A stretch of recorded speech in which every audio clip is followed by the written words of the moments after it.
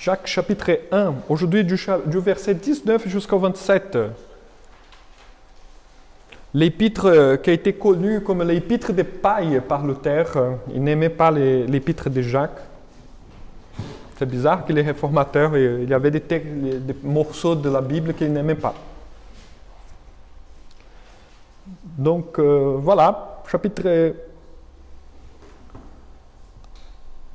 Aujourd'hui, pour notre série de prédications sur Jacques, chapitre 1, aujourd'hui, le verset 19 au verset 27, afin de continuer notre série de prédications, qu'est-ce qu'est notre vie qui est basée dans la lettre de Jacques à ses églises. Le verset 19 jusqu'au verset 27 dit « Ainsi, mes frères bien-aimés, que tout homme soit prompt à écouter, lent à parler, lent à se mettre en colère, car la colère de l'homme n'accomplit pas la justice de Dieu. C'est pourquoi, rejetant toute souillure et tout excès de malice, recevez avec douceur la parole qui a été plantée en vous et qui peut sauver vos âmes. Mettez en pratique la parole et ne vous bornez pas à l'écouter, en vous trompant vous-même par des faux raisonnements. Car si quelqu'un écoute la parole et ne la met pas en pratique, il est semblable à un homme qui regarde dans un miroir son visage naturel et qui, après s'être regardé, s'en va et oublie aussitôt quel il était. Mais celui qui aura plongé les regards dans la loi parfaite, la loi de la liberté, et qui aura persévéré, n'étant pas un auditeur oublieux, mais se mettant à l'œuvre, celui-là sera heureux dans son activité. Si quelqu'un croit être religieux, sans tenir sa langue en bride, mais en trompant son cœur, la religion de cet homme est vaine. La religion pure et sans tache devant Dieu notre Père consiste à visiter les orphelins et les veuves dans leurs afflictions, à se préserver des souillures du monde. Je vous invite à la prière. Notre Dieu, notre Père, nous te rendons grâce par ton amour, par ta miséricorde, que tu puisses, Seigneur, notre Dieu, notre Père, nous aider à comprendre ta parole et vivre selon, Seigneur, la foi que tu nous as accordée. Notre Dieu, nous te demandons humblement, sois avec nous, aide-nous, Seigneur, par la puissance de ton Saint-Esprit, et que de cette manière, Seigneur, nous puissions vivre selon ta parole, afin que ton nom soit glorifié. C'est au nom de Jésus, notre Seigneur et Sauveur, que nous prions. Amen. Alors, dans ma première prédication à notre Église, j'ai parlé de la définition des religions. Un sujet qui est très en vogue aujourd'hui. À l'époque, nous avons suivi une série de prédications dans la lettre de Paul aux Colossiens, dont le thème était la vraie et la fausse religion. Depuis lors, je partage toujours la même définition de religion, à savoir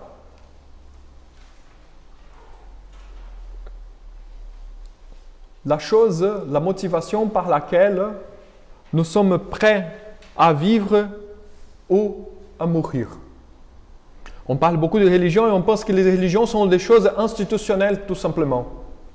Christianisme, islamisme, judaïsme. Et non. Religion est toute activité humaine qui vient de l'intérieur de le cœur humain et qui nous pousse à faire quelque chose. Cela est déjà religion. La question qu'il faut poser est qu'est-ce qui me motive à me lever de mon lit tous les matins? Et la réponse, c'est notre religion. Et toujours cela. Qu'est-ce qui me motive à continuer à vivre? Pourquoi je ne me suicide pas? C'est la religion de la personne. Parce que si on voit énormément de choses mauvaises, on voit que la vie n'a pas de sens, les injustices tout le temps, sans arrêt. À quoi sert continuer à vivre? La justificative que la personne va donner pour cette réflexion est justement sa religion. Donc, la religion est une disposition, une force qui vient de la dimension la plus intérieure de l'être humain, du cœur. C'est pourquoi il n'a jamais existé et il n'existe jusqu'à aujourd'hui aucune civilisation, aucun peuple qui soit tellement abruti qu'il ne possède pas une religion. Tout le monde possède une religion, même les gens qui disent « je ne crois à rien ». Oui, tu crois à quelque chose, tu crois, forcément tu crois. C'est impossible de vivre sans croire. Même si tu crois à la science, tu crois au vaccin que nous vont nous donner pour nous guérir, tu crois à quelque chose. C'est impossible. À part cette compréhension existentielle de la religion, il y a celle du philosophe Alfred Whitehead, qu'une fois il a dit que est devenu, même cette définition de religion, elle est devenue proverbiale, à savoir, religion est ce que la personne fait dans sa solitude.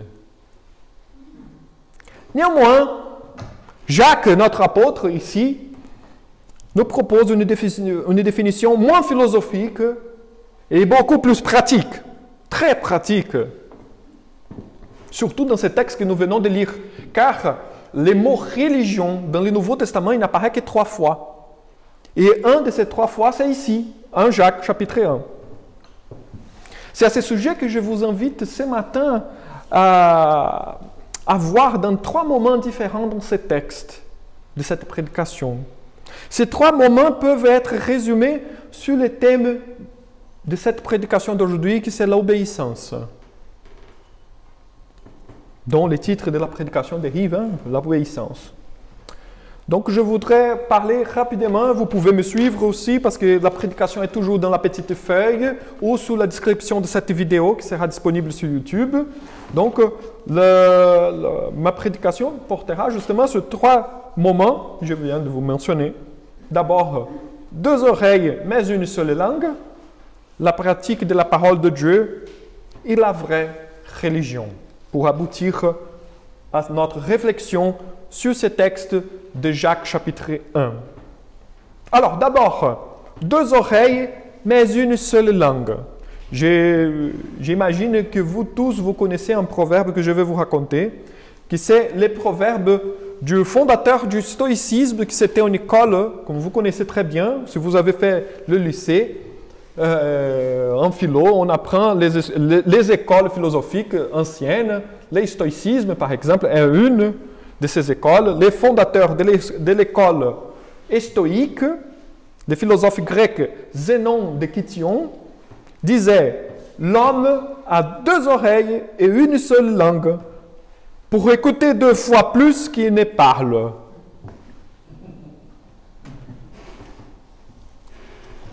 Oui, c'est pourquoi elle est devenue proverbiale. On voit que l'apôtre Jacques, il va donner aussi, il va dans la même direction. La différence de Jacques, c'est qu'il va donner un peu plus de profondeur à cette réflexion concernant la langue. D'abord, si vous avez remarqué dans les textes, il va utiliser un impératif. Sachez-le. Bien-aimé, sachez-le. Nous donne une direction à suivre concernant à notre comportement, pour qu'il soit en cohérence avec notre nouvelle vie. Et c'est là le but de Jacques. Le but de Jacques, c'est que nous ne nous trompons pas, comme nous avons vu la semaine dernière. Que nous ne tombons pas dans une duperie du soi, mais que nous soyons au courant de notre foi chrétienne. Sache-le. Donc, il nous montre la direction à suivre maintenant. Pour montrer que notre langue doit être utilisée aussi pour la gloire de Dieu. Le Seigneur nous a rachetés pour une nouvelle vie. Et maintenant, cette nouvelle vie doit être vécue à la lumière de sa parole. C'est là le but de Jacques. Quand on est dans le monde, nous vivons selon certains principes. Mais quand on est chrétien, on va vivre selon certains principes aussi, mais différents de ceux du monde. Parce que la base de ces principes, maintenant, c'est la parole. C'est différent.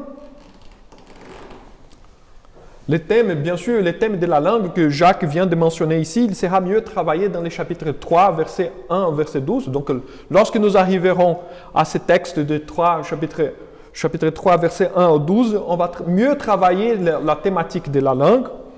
Il va s'achever même dans les chapitres 4, verset 22, et dans les chapitres 5, verset 12. C'est-à-dire, la question de la langue pour l'apôtre Jacques, elle est très importante, qui fait partie de la vie chrétienne.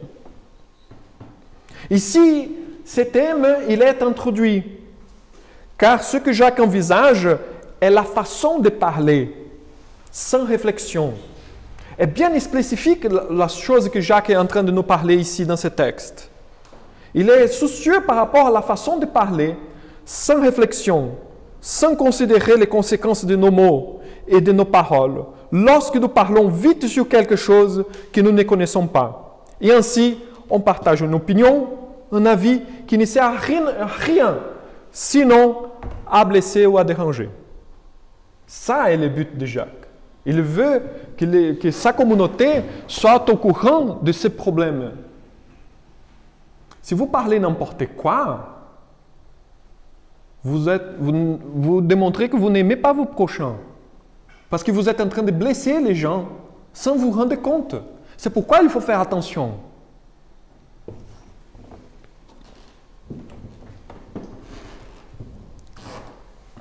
Bref, l'idée de Jacques, c'est dire quelque chose d'inconvénient. Parler de choses qui ne sont pas convenientes. Voilà ce que Jacques il veut dire. Or, la maîtrise de la langue est essentielle dans la vie chrétienne. Et pourquoi? Parce que par cette façon de parler, nous brisons le 9e commandement. Le 9e commandement, à savoir, tu ne porteras point de faux témoignages contre ton prochain, il englobe la maîtrise de la langue. Si tu parles, et je voudrais vous dire la chose, le 9e commandement, il comprend même, par exemple, si tu peux dire une vérité. Tu peux dire la vérité. Mais s'il s'agit d'un moment inapproprié, tu brises le 9e commandement. C'est dur, le 9e commandement. Vous voyez que nous brisons énormément le 9e commandement.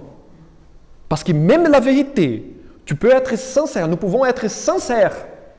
Si nous parlons d'une manière, dans un moment inconvénient, inapproprié, on brise le 9e commandement. Alléluia, que Jésus-Christ est là toujours pour nous pardonner.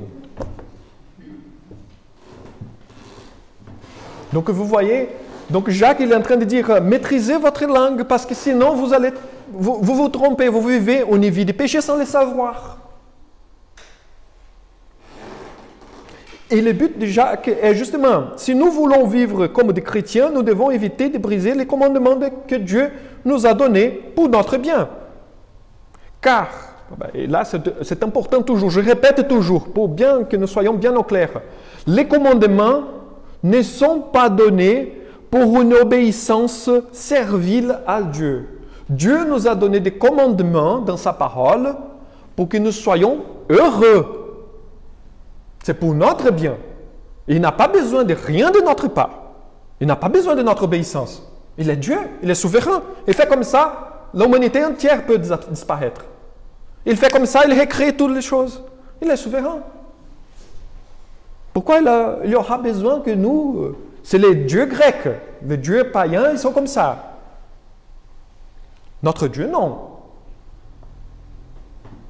Il nous a donné des commandements. Quand on parle de choses, des commandements, ce n'est pas pour embêter ou pour mettre des règles, des bornes. Ah non, nous devons vivre comme ça, d'une façon dure et raide. Non, les commandements nous sont donnés pour notre bien. Et c'est ça que Jacques est en train de dire. Si vous êtes chrétien, vivez selon les commandements afin que vous soyez heureux. Pourquoi? Parce que quand vous brisez les commandements, par exemple, si nous parlons de choses qui blessent les autres, nous montrons que nous n'aimons pas notre prochain, et moins encore notre Dieu. Parce que celui qui est devant moi est une personne. La dignité est sur elle-même. Pourquoi? Parce qu'elle a été créée selon l'image de Dieu. Si j'ai fait quelque chose de mal pour cette personne qui est devant moi, et peu importe qui est, je ne suis pas en train d'honorer l'image de Dieu que cette personne porte. Donc là, je fais mal. Je brise le 9e commandement. Je n'aime pas mon prochain et je n'aime pas Dieu qui l'a créé, comme moi. Donc, même parler quelque chose de vrai dans un moment inapproprié nous amène à briser les commandements. Ainsi, je n'ai pas besoin de mentionner que la grossièreté, l'impolitesse et la rudesse doivent être abolies de notre milieu. Pas besoin de mentionner cela, je pense que ça va de soi. Alors, nous devons toujours poser la question clé qui va nous aider. Ce que je vais dire, est-ce qu'il va édifier la personne ou non? Cela est la question que nous devons toujours nous poser avant de parler quoi que ce soit. Est-ce que c'est le bon moment d'en parler? Et là, je vous réponds tout de suite. Dans les doutes, ne parlez rien. Nous restons en silence. On se tait. Dans les doutes, on se tait. Pourquoi? Justement parce que le livre des Proverbes nous donne quelques conseils par rapport à cela. Le livre de Proverbes nous dit, par exemple, un des proverbes concernant à ces problèmes de la langue, Proverbe 17, verset 27-28, dit « Celui qui retient ses paroles connaît la science, et celui qui a l'esprit calme est un homme intelligent. L'insensé même, quand il se tait, passe pour sage. Celui qui ferme ses lèvres est un homme intelligent. » Vous voyez? Celui qui se tait est un homme intelligent. Ceux qui retient ses paroles, mes frères et sœurs, connaît la science. Vous voyez? C'est mieux. Éviterait beaucoup de mal à tête, beaucoup de choses mauvaises à résoudre après. Si nous parlons de choses importunantes, ce n'est pas au hasard si nous procurons des embêtements dans notre vie. Car naturellement, mes frères et sœurs, les personnes vont s'écarter d'une personne qui ne bride pas, qui n'a pas sa langue en bride. Maintenant, comme je viens de vous dire, on montre ici quelques exemples des gens que maintenant, après cela, comment je peux prendre sérieusement une personne qui me dit de telles choses? Vous voyez? La personne récolte des embêtements parce que simplement n'a pas réussi à garder sa langue dans la bouche.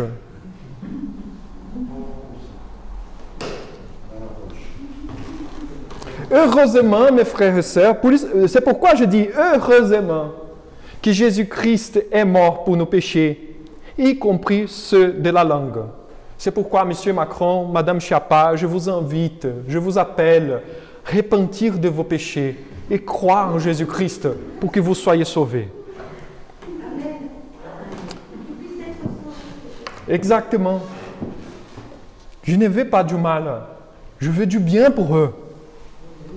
Et c'est pourquoi nous aussi, et je ne parle pas que nous sommes des exemples, moi je suis loin de cela. Hein. Cette prédication m'a beaucoup parlé lorsque je l'ai préparée. C'est pourquoi, mes frères et sœurs, repentons toujours et demandons pardon à Dieu. Car il est plein de miséricorde pour nous pardonner. Mettons en pratique le texte de Jacques, c'est-à-dire que nous soyons lents à parler, mais prompts à écouter, vite à écouter. Et vous vous rendez compte, ce qui arriverait si, au lieu de parler n'importe quoi, nous commençons plutôt à essayer d'écouter autrui. Si on renverse l'énergie que nous dépensons pour parler Nous utilisons cette même énergie pour écouter autrui. Vous vous rendez compte des résultats de cette action-là? D'abord, il n'y aura pas de psychologue. Il n'y aura plus de psychologue. Il n'y aura plus de cabinets. Les cabinets vont fermer. Bon, je laisse la plaisanterie avec les psychologues à côté parce que j'ai déjà fait des ennemis avec cette prédication aujourd'hui. Tu crois déjà, Marie-Christine est en train de compter pour moi. Mais vous voyez, on est plus utile dans notre vie quotidienne lorsque nous gardons notre langue en bride et en essayant de servir les autres, car il y a des personnes qui n'ont pas besoin d'autre chose sinon être écoutées.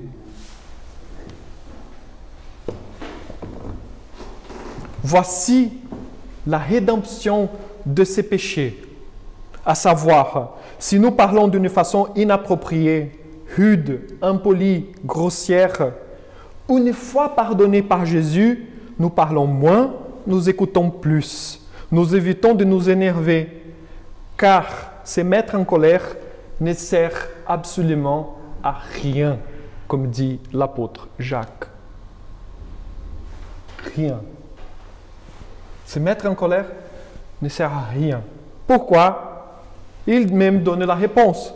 Parce que la colère de l'homme n'accomplit pas la justice divine. N'accomplit pas. Seulement, il n'y a que Dieu pour faire sa justice. C'est lui qui est assis sur le trône. Ce n'est pas nous. D'abord, nous devons rejeter les mal qui habitent dans notre cœur. Car c'est les mal qui nous poussent à parler de cette manière.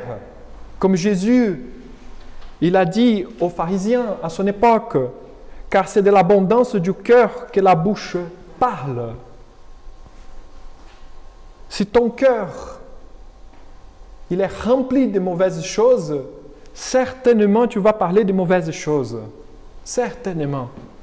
Si nous, par contre, comme nous avons lu la semaine dernière, le psaume 1, si nous méditons la parole de Dieu, si nous sommes remplis par la parole de Dieu, c'est naturel que nous parlons d'abord d'une bonne façon et des bonnes choses. Vous voyez? Parce que nous pensons d'abord à glorifier Dieu même dans nos conversations.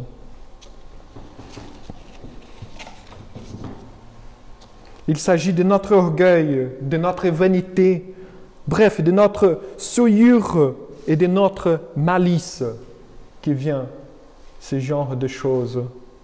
Ensuite, attachons-nous davantage à la vérité et à cette nouvelle manière de parler en amour, car elle a le pouvoir de nous sauver du jugement divin à l'avenir. C'est ça notre façon de parler. Peut aider, peut guérir, peut édifier quelqu'un. Voici la vraie religion. Voici la façon selon laquelle une personne qui aime Jésus-Christ va s'efforcer de vivre. Voici la vraie religion que Jacques est en train de parler. Alors, et justement, cela rentre dans le deuxième moment de cette prédication que Jacques il est en train de nous partager, justement la pratique de la parole de Dieu. Comment on va parler bien, comment on va parler pour la gloire de Dieu, comment on va le faire. Il va dire justement, c'est la pratique de la parole de Dieu dans votre vie quotidienne. Et ce deuxième moment de la prédication du texte que nous venons de lire, nous déployons de ce texte qui se rejoint à ce que je viens de mentionner par rapport à la langue. Si nous sommes des chrétiens, nous essayerons toujours de faire des efforts pour mettre la parole de Dieu en pratique dans notre vie quotidienne. Être chrétien sans la pratique de la parole de Dieu ne sert absolument à rien. C'est comme payer un forfait d'une salle de sport et jamais y aller. Et j'ajoute encore, et penser que de cette manière-là, nous sommes en train de prendre soin de notre santé. C'est ça. Non, mais je suis bien, ma santé va très bien, elle est bien boostée. Pourquoi? Je paye une salle de sport. Ça sert à rien. Or, Jacques attire notre attention à un problème encore pire, parce que la chose n'est pas si simple. Si vivre d'une façon nominale la foi chrétienne est déjà quelque chose d'abominable, il y a un autre problème de se faire tromper par des faux raisonnements, comme ceux qui mettent en doute la véracité de la foi chrétienne. Et malheureusement, c'est ça qui se passe avec nous, dans notre société moderne. D'abord, nous avons réussi à conclure une chose impensable depuis l'époque des apôtres, qui est vivre la foi chrétienne d'une façon nominale. Être chrétien et ne pas pratiquer la vie chrétienne. Deuxièmement, c'est de vivre en pensant que c'est en étant chrétien, mais raisonner d'une façon de mettre en doute la parole de Dieu. Le problème du faux raisonnement n'est pas qu'il égare. Bien sûr, il va égarer les faux raisonnements, comme je viens de vous montrer dans la Trinité. Si on ne comprend pas la Trinité, on peut former un idole dans notre tête. Le problème, ce n'est pas que simplement il égare, mais qu'il fait qu'on devient des chrétiens, des pacotilles. Le manque de substance de notre foi chrétienne, le manque de réflexion de notre foi chrétienne, le manque de pratique de notre foi chrétienne nous affaiblit de telle manière que nous devons des chrétiens, des pacotilles. Après, les vents, les tempêtes de la vie arrivent et nous emportent. Puis, on est étonné pourquoi les mauvaises choses nous arrivent. Pourquoi ceci, pourquoi cela? Justement, s'il n'a pas poussé des racines, une tempête enlève un arbre tranquillement. D'une façon très objective, Jacques invite ses lecteurs et nous aujourd'hui à ne pas oublier la parole enseignée. La vraie doctrine, un mot que nous avons du mal à entendre, doctrine, quelque chose de dogmatique. Non, il faut comprendre doctrine, c'est un enseignement. C'est ça que veut dire, d'abord, doctrine, c'est ça, enseignement, simplement. Qui va aboutir dans une pratique de la foi chrétienne robuste, comme un arbre qui est en train de s'enraciner au plus profond possible pour pousser au plus haut possible. De cette manière, on ne va ni être trompé par quelqu'un d'autre, ni se duper soi-même. C'était le problème de la prédication que je vous ai dit la semaine dernière. Nous avons la tendance de nous duper nous-mêmes, de nous faire croire à une illusion qui n'existe, de quelque chose qui n'existe pas. Jacques propose justement cette comparaison métaphorique avec les miroirs de l'époque. Parce que les miroirs de l'époque, ce n'est pas fait de verre, comme vous savez. C'était du métal tapé et après poli, bien poli. Donc, il n'est pas quelque chose, les miroirs de l'époque ne sont pas des miroirs qui vont montrer avec beaucoup de détails l'image de celui qui le regarde. Ce n'est pas comme notre miroir aujourd'hui qui sont presque parfaits. Il donne cet exemple pour montrer que même les miroirs à l'époque montraient assez de détails pour que la personne puisse voir exactement son visage, y compris les rides, les défauts de notre visage.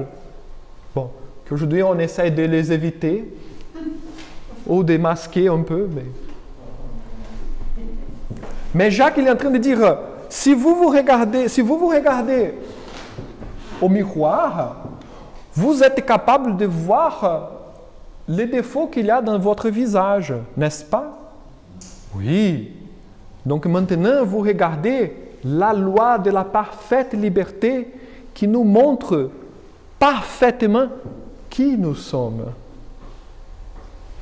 Jacques montre que si quelqu'un n'aimait pas la parole de Dieu en pratique, il est comme quelqu'un qui se voit dans les miroirs, qui voit ses imperfections, puis il s'en va.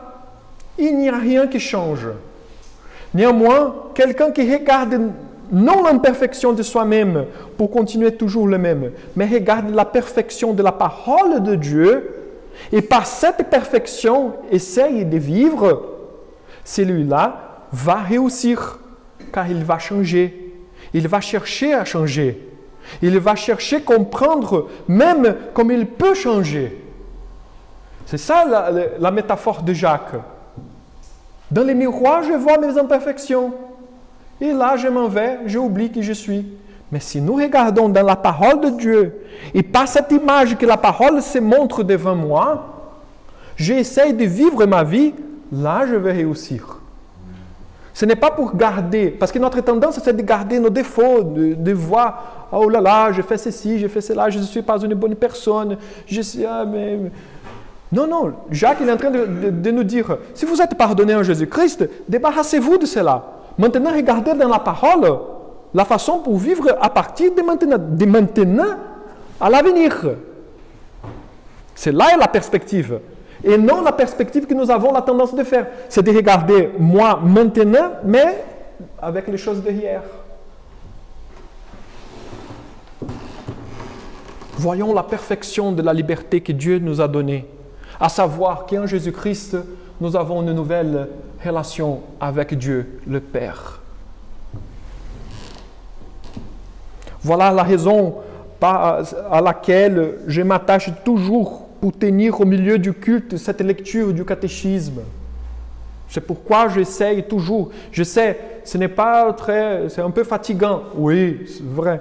Mais si nous comprenons d'une façon systématique dans notre tête l'enseignement de la parole de Dieu, est plus facile de la mettre en pratique.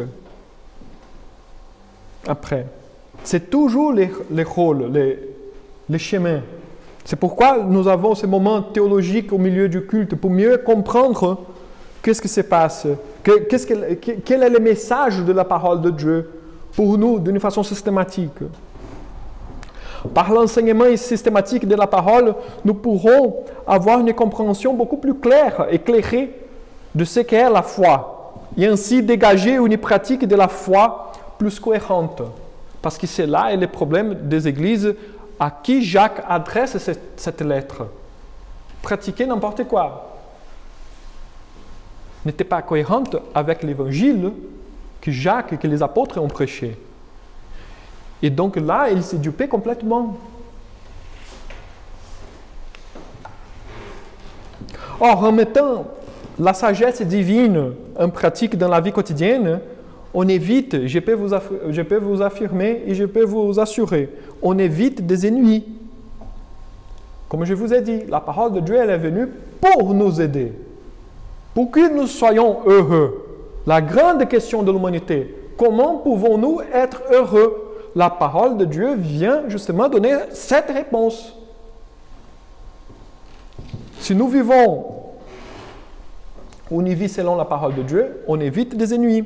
Par exemple, concernant le problème que nous avons vu tout à l'heure par rapport à la langue, si nous parlons d'une façon douce et nous sommes toujours agréables, c'est clair que les personnes seront plus favorables à nous.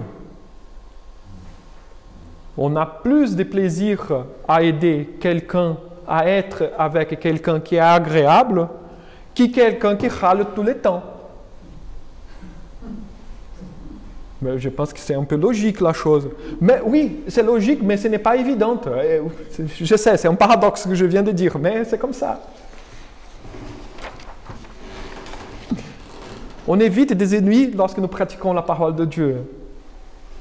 Et ainsi, je voudrais aboutir au troisième moment de notre prédication d'aujourd'hui, justement avec ce thème-là, la religion vraie. Le troisième et dernier moment de ce texte est l'aboutissement de ces deux autres que nous venons de voir.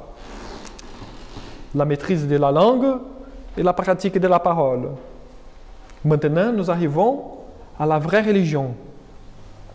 Jacques revient à l'importance de dompter la langue pour montrer que la vraie religion aboutit forcément dans une vie transformée. Seul l'acte de confesser Jésus-Christ comme Seigneur et Sauveur ne suffit pas.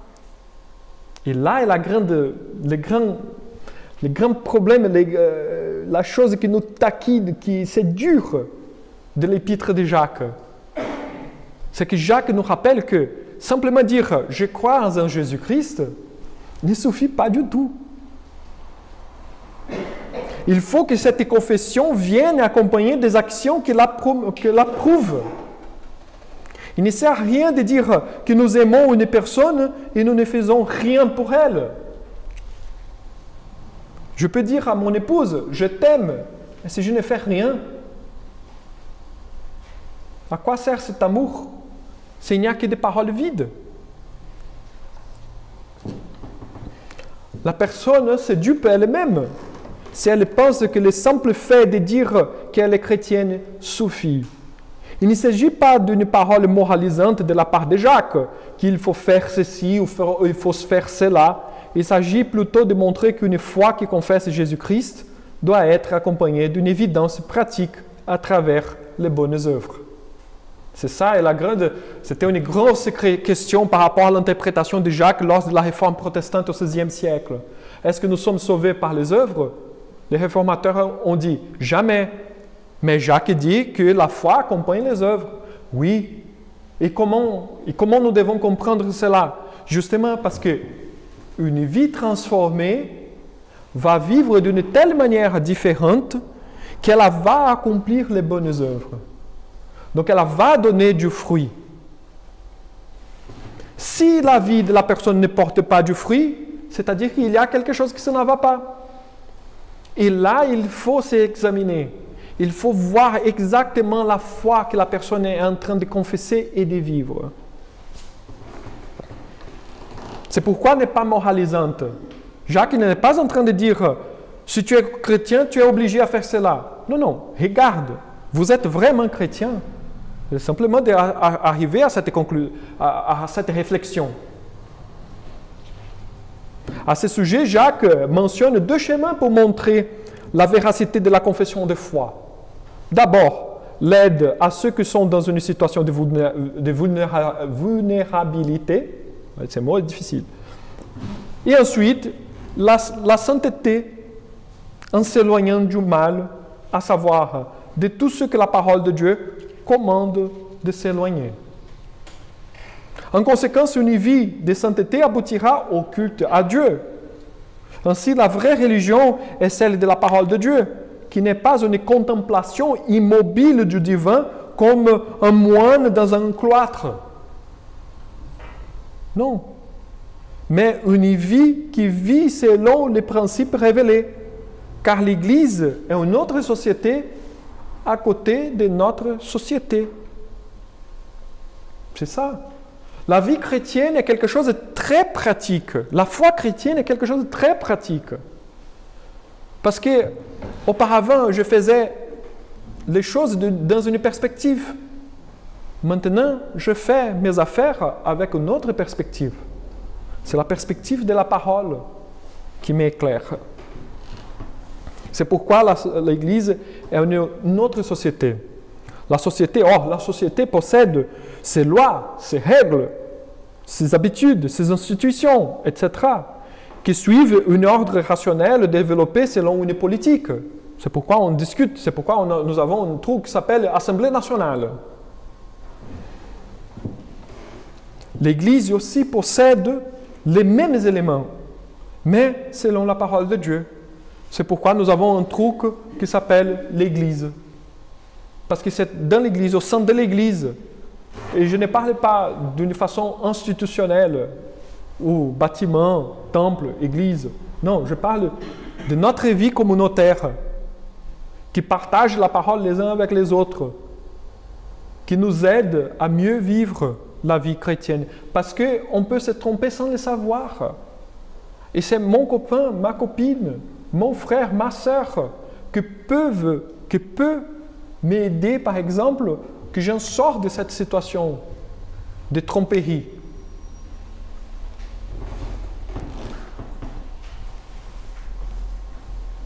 Car celui qui aime Dieu obéira toujours les commandements, comme l'apôtre Jean nous a instruit afin que nous ne nous trompons pas concernant la foi chrétienne. Il a dit, si quelqu'un dit, écoutez bien les mots de l'apôtre Jean, si quelqu'un dit, j'aime Dieu et qu'il haïsse son frère, c'est un menteur. Car celui qui n'aime pas son frère qu'il voit, comment peut-il aimer Dieu qu'il ne voit pas? Et nous avons de lui ces commandements. Que celui qui aime Dieu aime aussi son frère.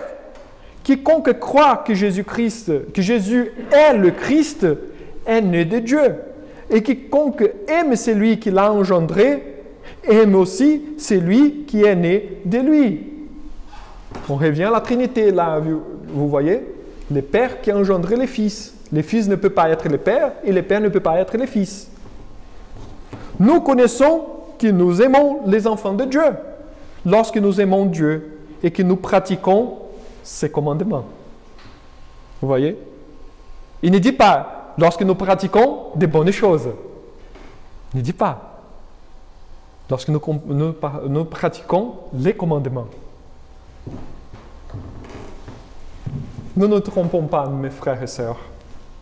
Vivons selon la parole, parce que c'est là la vraie religion. Ce n'est pas de faire des rituels. Ce n'est pas de faire des sacrifices, comme je vous ai dit tout à l'heure.